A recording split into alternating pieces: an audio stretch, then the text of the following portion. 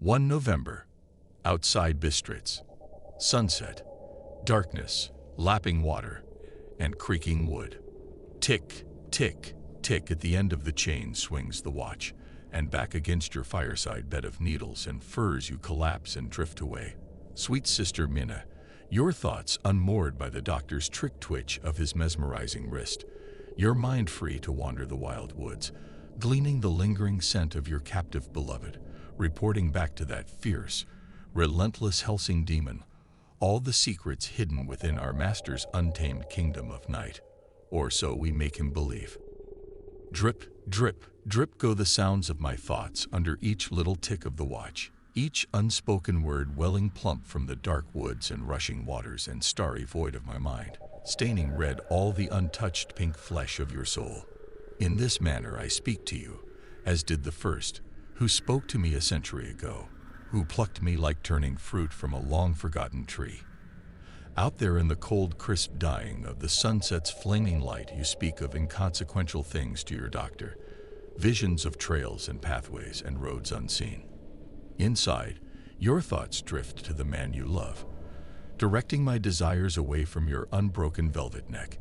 And yet, even as your supple mouth silently wraps around his name, I slip into your visions beside him, unheard and unseen, nestling like a buzz just beyond your ear, a warm, vibrating hum whispering warm against the rising hairs on your skin. That flush on your pale cheek, my innocent Mina, that effervescence coursing through your blood, is that not also a pure and perfect love? Can I not give you the same? I am the youngest. I am the third. What the others have long forgotten, what dark centuries and the monotony of undying time have scrubbed away, I remember still. Traces in the air and against my tongue, like the remnants of a last unforgettable meal. The swelling valleys and hills of the Middle Land, vast expanses of bright green fields under brilliant sun, the snow-capped mountains, but a hazy suggestion at the horizon. Pears and cherries, hard red apples dropping to the warm earth. She came from these lands, the first told me. And to them she returned in the low mists of one early summer some half a century ago, burrowing her way through the warm brown earth, her gold hair and fair limbs entangled in the soft roots of tall grass and vegetables. There as the season quickened did she take both rest and power, soaking up the heat of the sun, small insectile life, and fragile bone burrowers that heard her lovely low call. And above the ground, as the season ripened, we heard her silent song, and we came too. Rumors of a mist sparkling like crushed stained glass, swirling around dusky plums that couples stole and ate before they sunk into the grass, into each other, into the earth itself, their bodies found at daylight, hollowed and open-eyed, dry cavities packed with sticky stems and stones. Young girls from neighboring farmlands wandering down roads in the early hours of the morning, covered in beads of dew, pale and feverish, their shaking fingers scratching at wounded necks as they asked which way was home, the words dribbling out of their split lips in slow crimson waterfalls. Mothers sleepwalking newborn babies into the fields, leaving them under the fruit trees like offerings, only days later to awaken in horror, unable to remember what they had done. Circles of cats and dogs, bloodless, beheaded and neatly arranged on the grounds of a local church cemetery. In the center of each circle, a pink newborn's hand placed upright, a cold supplication, a decaying plea. The village slipped into paralyzed silence as the summer bloated and crept toward its autumnal end. Cobblestone streets empty out, windows shuttered tight and rooms darkened. Clusters of crosses and garlic swung at every door. It meant nothing. She fed on us all, and left the seeds and cores and skins of her human crop to shrivel away. I remember my father coming to me during the day, thick ropes of iron dragging from his worn, broken hands. He stopped, stared up at the ceiling, and began whispering replies at the shadowy corners to questions I never heard. Eventually he dropped the chains and left the room. I never saw him again. Outside, insects chattered and buzzed incessantly in the heat. So many creeping things, and not a single bird left to call them. cows dying and crops fallow in the fields, and only that one lush mound of the valley blossoming like a poison-soaked paradise, whilst all the land around it cowered and waited. Every night I dreamed, thrashing away the soaking sheets, ripping off my bedclothes. In the stifling dark, my hands crept across my body, and my brown skin was the valley, and she was there, in the center, under the folds of the earth, calling out my name, waiting for my touch.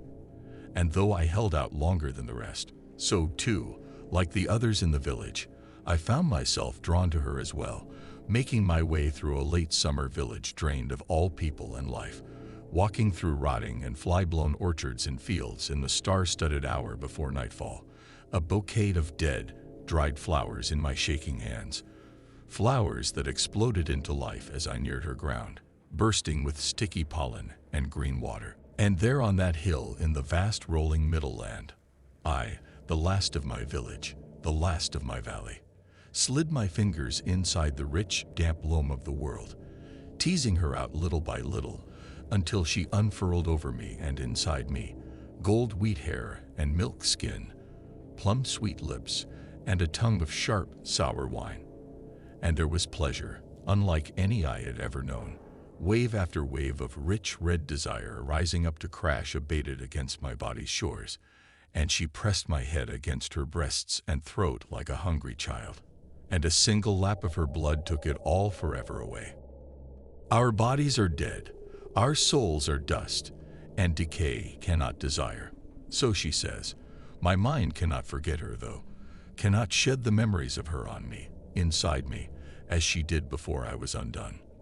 Like a tickle, a silvery shiver against my skin, the maddening ghost of a touch never truly realized, a desire never fulfilled. The first floats above us in the night when our master has not allowed us out to be fed, and we, the second and the third, open our mouths like helpless birds. She bites her fingertips like a cat, and we catch the trickling of blood running off her sharp nails with our snapping teeth and pointed tongues, lapping up more air than sustenance. In each drop I remember the sensation of summer, the crops and fields and lap of the midday sun. I remember her tongue, the smell of the living earth on her breasts and hands. I remember, but my body is cold. I reach up for her, but she is always too far away. And I would go mad at the memory of it all, except for the blood, those few drops of thick plum from her hands that abate the hunger and pain. And so I scrabble greedily about in a cold, barren room in a castle that has no name, for a few exquisite sparks of a long-lost summer. Endless winter in these mountains, endless desiccated life, two lovers, and no love at all.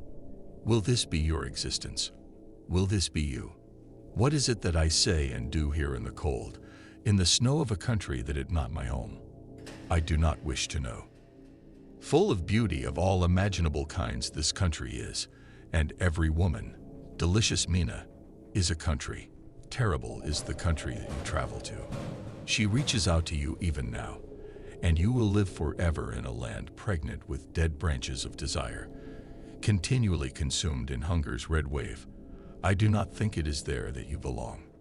And the first tendrils of purple morning swell up through the thick trees, and I rise with them, exploding and scattering like floating seeds. Later, when you awaken, your wet clothes will still glitter with the spent remains of that which once was me. 2 November. The Carpathian Spurs. Sunrise. Darkness, creaking wood, and roaring water. Night swells and peaks, and still you sleep.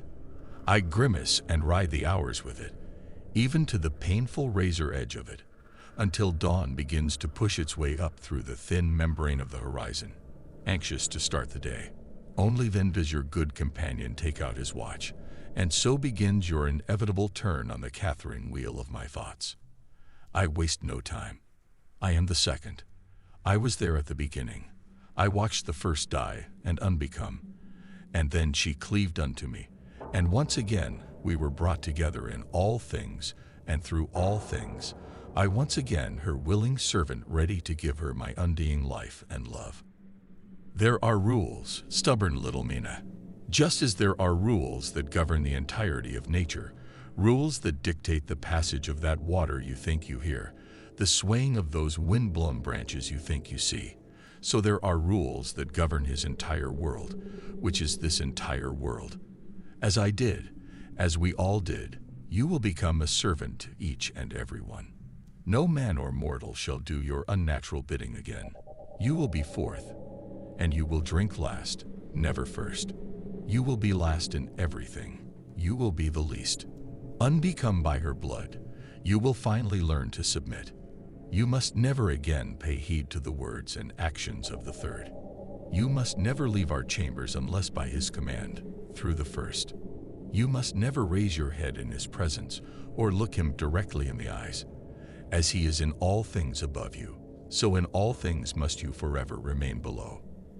You must never speak in his presence, and throughout all of the castle confines and the world itself, for all time, you must never speak, or even think, his name.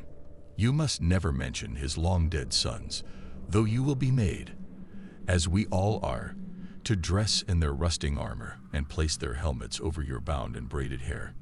You must show no fear when he drags us to barren fields of skeletons and stone, and under storm-gray skies mounts us upon petrified pikes and crosses, crying out betrayers, betrayers all with every hammer blow, black gouts from your body squirting against ragged pike and steel, impaled flesh firing white-hot bolts of pain into your shrieking, shrinking soul. You must pay no heed to his laughter when the rays of a feeble morning sun curl the edges of your skin, burn wet layers of your eyes away like autumn mist. All our wounds heal, eventually. You must not pass out when he nails your clothes to your breasts, when he drives a spike through your tongue. You must learn to lick your lips and pant for more. In every moment of your existence, you must remember that the physical world is his domain, and no longer yours to command. By air alone, you must travel backwards and never forward, never touching ceilings or floors or walls, whether he is there to see you or not. Always you must travel with your ruby eyes, seeing only where you have been, never where you are going, because your destination is nowhere. There is only the past, he says, and we must never forget it. We live forever, but for us, there is no future. We are dust, and we move as such. Books are forbidden, as is music and all the forms of the arts.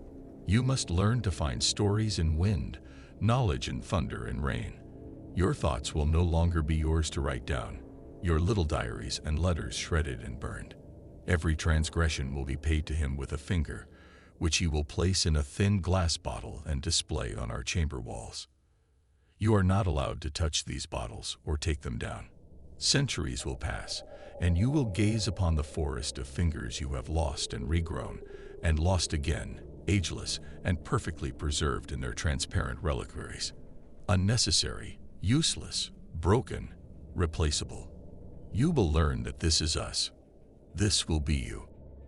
Once a year, he will dress you in the remnants of a 400-year-old gown, lead you backwards up broken stairs, floating over toothless gaps in the stone, until you find yourself in the highest crooked tower, perched over the deepest ravine in the Carpathians, staring half a mountain's length down to a river so ageless and relentless and hard it has split the very heart of the land in half, never to be whole again. You must not resist his spider-hard grasp at the small of your back as he sends you flying over the edge, nor must you allow your flailing limbs to claw for purchase as you plummet unstoppable into the ravine's crooked maw, bones breaking and snapping with every outcrop of jagged rock. He will fly with you, twisting and turning with every spiral of your breaking body, fingers grasping your neck as he watches all the moments of your life rise and fall like oily tides on your grimacing visage. Do not ask what it is he looks for, what undiscovered truths he seeks in the dark calligraphy of tears penned by your horrified eyes. The ice-black currents will not stop or slow your descent, only push your ribs up through breaking skin like snowy mountain peaks, red mist rising from your body like a distant summer dawn. And when the raging waves vomit your ravaged body from their foamy grip, you will not plead for death or mercy as he rearranges the wet velvet folds of your gown against the iron shores, whispers in your ear the name of a woman you do not know, then leaves your split corpse to gather the first feathers of midnight snow. And I will come for you, gentle, broken, fearless Minna, as I came for the first so many centuries ago, when I witnessed her fall, the first fall. I will collect your body and carry you backwards all the way, backwards and up through crevices and caverns and passages. No guide except all the ghosts of my former journeys through lost centuries, the worn grooves in the packed earth, the smooth hollows in the stones. And to our chambers I will deliver you, and outside the thick castle wall seasons will pass and change as we lick your wounds, and the ivory of our teeth clicks against the white of your ribs, pushing the destruction back inside, back down. Our lips against yours, hot kisses in the darkness, fingers crawling and stitching, swollen folds of flesh closing and opening, the wet of our blood, and desire a crucible to transmute and banish all pain. Until the following year, when he throws you off the tower once again, and he will be there, at all times watching over all your deaths and rebirths, because all that you do will be for him. All that you experience will be his, over and over, for all eternity. You must break, and you must heal, and you must break, and you must heal. Sisyphus, never resting at the summit. Icarus, never reaching the opposite shore. Is this you, pretty finger in a jar? Will this be you? Except, I feel it on your breath, against the rigid curve of your spine, in the beat of your steady heart behind such cold, small breasts. There is nothing wax about you, and the watch on its chain slows and stops, and you slip away toward the mysterious country of daylight I can no longer travel through. And night flows on across the mountains, dragging with it the ominous grays of another relentless day, indistinguishable from any other before it or after. 3 November, Borgo Pass, sunrise, darkness and the swirling of water. Those glass-cased fingers embedded in the castle walls, Mina. They are not hers. Flesh of my flesh, each one severed from my hands. A forest of defiance and insurrection. Thousands of markers pointing every way in every direction, proclaiming at once, I am everywhere and here. He catches me looking at them, running my newly grown fingers over the filthy vials, pinpricks of blood coalescing in my eyes. He mistakes the look on my face for sorrow, for resignation, for ruin. Everywhere men are surrounded by life, and see it not at all.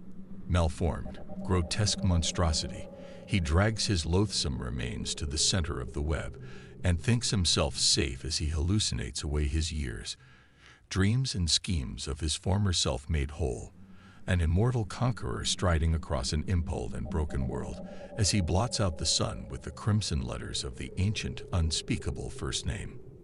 He does not realize the name he writes is mine. This is the way. 4 November, Borgo Pass, the red of the dawn. Why fear for me? None safer in all the world from them than I am. In the blissful black silence of the woods, beneath the hiss of wind and snow, you hear them. The faint suck and suction of their mouths, the swift rush of life down their transparent throats, the soft sighs of steam rising off the fallen horses entwined in their smooth brown arms. Life, never extinguished, simply traveling, from one perfect creation to the next. Pale flakes drift up around the undead and the dying, all of them heedless to the rising drifts, the pressing cold. Stars wheel and gyre mindlessly in the heavens above us. Branches dislodge their heavy wintry burden, anointing the heads of wolves with silver crowns. And all the terrors of the night have vanished, valiant Minna, deep into the obsidian oblivion of a sudden sleep. Is this not the most beautiful of all countries? Is this not the most wondrous of all nights? Twice have I come to you in the valleys and mountains of this kingdom, moving the mindless bodies of the second and the third as the rosemary honey of my words poured from their puppet mouths. Twice have I watched as you stood trembling but resolute and refused. Trails of salty blood now crack and flake against my sister's cheeks, yet already they no longer remember that less than a winter's breath ago, they gnashed their teeth at you a third time. wept and rent their garments and breasts as they screamed. That is who they are, and what you might have become. No less animal than the helpless animals they now suckle at, no less mindless in their destruction like winter storms. They speak and spin stories of such aching beauty and pain, yet the words and emotions that pour from their fang-tipped mouths, the shifting forms of their flesh, the touch of their pliant hands are mere traps to catch flies. Bereft of me inside, their actions are nothing but the hunger, taking what revolting shapes and sounds it needs, the quicker to fell the prey, the quicker to feed. They forget what they are, what they used to be. United in infinite confusion and pain, they exist as much on blood as the ever-changing fantasies of what I tell them their meaningless lives could have been, could still be. To the third I came in the dregs of a plague-laced summer, the crops and animals already long dead, the villages of that distant valley festering under disease and endless sun. I imbued and impregnated the overworked earth with the corruption of my presence, and rose from flies and fumes hissing from poisoned ground, from slick green ropes of mossy decay, bubbling from stagnant pools. I lingered in the blackening veins and mottled skin of all living creatures who lapped and nibbled away at the fruits and flowers and leaves of my sweet false call. A vegetable husk of life, she was when the third succumbed to my song, when she dragged her withered breasts and brittle bones across the soft black pulp of her lands and family to fall apart in my arms, aching for release. Death alone is release. My embrace gives none. To the second I came in the mirror shards of soured celestial visions, an iron maiden angel born from the fevered blood mists of suppressed perversions and misplaced belief. Beneath the revolting excess of vaulted stone ceilings, golden crucifixes, and diamond-studded monstrances, far below the scratching swirl of incense, the smoke of white wax and blue flame, under layer upon layer of monotone, miserable lives, lived in fealty to a long-dead god, I burrowed up from pagan foundations and writhed against crumbling mosaics, feeding on plump, lost novices and fucking ossified bones as I howled my song of songs. It was there she crawled to me, whiplashed and pierced, begging for my mortification of her sin-choked, naked flesh, begging for a pain-filled path to a virgin monstrosity. And under the unblinking watch of the skull-studded ceilings and walls did I eat the lids off her wondering eyes and reveal the darkness and emptiness of faith, the vast insignificance of the human soul, forever in the cosmos falling and alone. And at the last, undisguised by guile and sorrows and dreams, I come to you. I am the first and am in all things the first, which is my eternal right. I alone bestowed that power and privilege upon myself 100 hard lifetimes ago, and no man or creature fashioned or forged me. I am a creature of my own making, as all women are. Even to him, I was the first, making him who he was, though he no longer remembers and has usurped my place, rewritten his history, and calls himself my master. And yet even this betrayal shall eventually serve me, for I tell truths to few women, and to no men. I am the queen of lies. I live and breathe in the black cracks of doubt and terror that spread vast and malignant throughout all life. I am the mother of flesh rebirthed beyond perfection. I am the devouring furnace of the soul. The low, horrid laugh of my sisters, moving slow against the silence and cold. Satiated, content for an eye-blink moment of time, they drift up, float, and dance with the thinning flakes of snow. I feel them at the corners of my mind, casting about for me, head swiveling for a glance of a presence they have always known yet have never truly seen. You see me, Minna. You see me, and you do not look away. The cosmic motes of my incorporeal being slide through your clothes, rippling over the curves of your cream skin, curled hair, warm lips.